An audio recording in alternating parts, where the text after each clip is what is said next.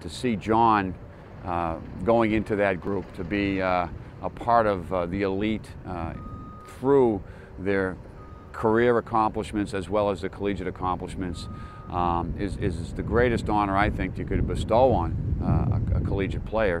You have heard the expression, he or she marches to the beat of a different drum.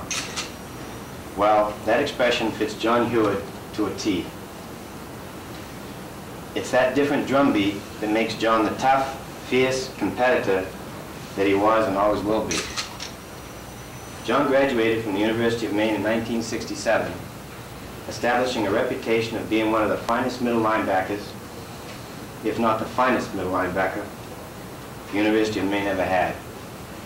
Just unbelievable in the huddle. In those days, we didn't send the plays in from the sideline, and he was the defensive captain and the quarterback on defense, being the middle linebacker.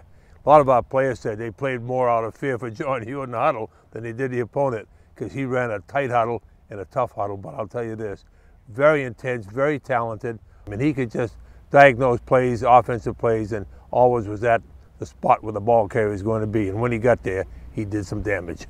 My perspective of John is probably a little bit different. It's been a long time relationship that we've had. You know, I played on a football team, a championship football team here in 1974. John was the offensive line coach under Walter Abbott.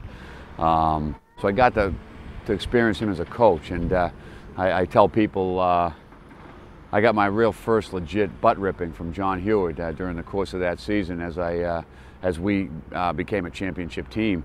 I'll always remember that. It's a great honor for the state of Maine, just not for John Huard to have a player. This is the first player ever to go into the Hall of Fame. And John certainly is an All-American player at Maine, and success he had here, success in the pros, has brought a great deal of honor to the University of Maine and to the state of Maine. And this is just the frosting on the cake.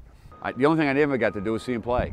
And that's what they say, people tell me, is I really missed out on, you know, described by many, and that's why we honored him as our first Ring of Honor inductee, as the greatest player in the history of the program, and you know, the first guy that really made an impact in the NFL and led a team to one of its great moments, the Tangerine Bowl. All the things that he did as a player is probably the only thing I never got to be a part of.